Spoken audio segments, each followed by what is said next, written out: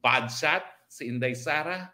Sumagot ang Inday Sara, walang kinalaman ang kanyang mga sinasabi sa aking mandato bilang isang public official. Mag-uusap kami ng pribado ng presidente at ngayon naman po, sumagot na ang ating PBBM doon sa mga nagsasabi na dapat tanggalin na raw or magbitiw na si VP Sara bilang kalihim ng Department of Education. Bakit magbibitiw? Ang best performing secretary ni PBBM. Di wala nang kasing galing na secretary at departamento matitira. Ang maiiwan na lang dyan, mga DOTR, mga DSUD. Ay, naku po. Huwag na tayo mag-usap tungkol dyan. Pero anong sabi ni PBBM? Any of the cabinet secretaries will be replaced kapag hindi nila ginagawa ang mga trabaho niya. All other things are not part of the discussion. Kapag hindi na kaya, nagkasakit, sabihin mo na lang, papalitan ka namin. Kapag hindi talaga marunong o kurap, tatanggalin ka talaga namin. Hindi naman ganun si Inday Sara. Binalansi niya. Dahil lang pumula kay Inday Sara ay ang sarili niyang may bahay. Ito naman ang sabi niya. My first reaction is what a lucky husband I am that I have wife na very protective sa akin. Kapag may nakitang hindi magandang sinabi tungkol sa akin, she gets very upset. We cannot blame her. So nanimbang ang PBBM. Hindi niya tatanggalin si Inday Sara, pero thank you, my love Lisa, dahil ikaw ay overprotective. Yung kanyang kontra na napakaswerte niya, nagpapakita talaga na talagang napakalaki ng impluwensya ni Lam. Hindi niya po pwedeng taluhin si Lam. Sa totoo lang, kung ako yan, sasabihin ko, nako, my wife, wag mong pakialaman ang trabaho sa gobyerno. Dahil hindi yan sakop ng katungkulan ng First Lady. Yan po talagang sasabihin ko. At yan ang dapat na sinabi niya nang matigil na ang pakikialam ng isang walang mandato sa gobyerno. Pero hindi po niya nakuhang sabihin yan. Bagamat sinabi niya na hindi dapat tatanggalin si Inday Sara, hindi niya nakuhang sabihin tumigil sa paghihimasok sa mga bagay-bagay na hindi dapat pinaghihimasukan ng walang mandato ng isang First Lady. Hindi kaya ng powers ni PBBM ang LAM. Pero bakit kaya hindi kinagat ni PBBM yung panawagan ng mga sip-sip sa kanya na dapat nang umalis si Inday Sara sa DepEd? Wala sa namang choice because VP Sara is the only good news in his cabinet. Naniniwala siya talaga na hindi dapat tanggalin si VP Sara.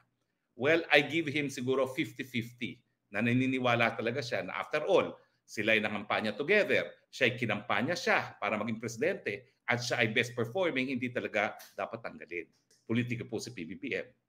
Everything at the proper time. Hindi ako naniniwala na 100% genuine yung kagustuhan ni PBBM na manatili si Inday Sara.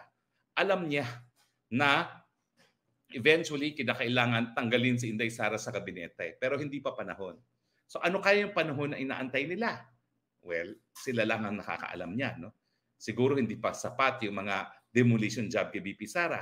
Siguro masyado pa mabango si Inday Sara. Kaya hindi mo na ngayon gagawin yan dahil pag tinanggal mo ngayon kung kailan napakabango ni Inday Sara, siyempre lalo magagalit ang tao. That's one possibility. Hindi po ako sigurado pero that's one possibility.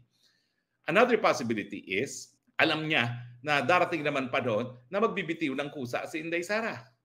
Well, kung ako po'y tatanungin nyo, sa pagkakilala ko kay Inday Sara, talagang si Inday Sara, magbibitiw siguro yan 1 year before elections kung kailan tatakbo na siya kapag malinaw na hindi siyang magiging manok ni PBBM bilang susunod na presidente. Parang ginawa ni Jojo Binay. Doon na talaga siya mamumuno ng oposisyon. Pero dahil matagal pa nga eleksyon, ang pagkakakilala ko talaga kay Inday Sara, hindi yan mamumulitika.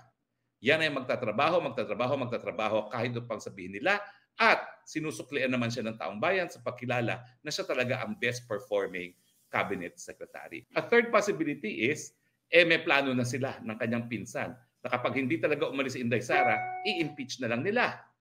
Remember, nasimula na yung proseso na yan, bagamat sinabi ni PBBM, itigil yan, pwede naman ulitin-uli yan dahil hawak talaga 100% ni Mr. Speaker ang Kamara.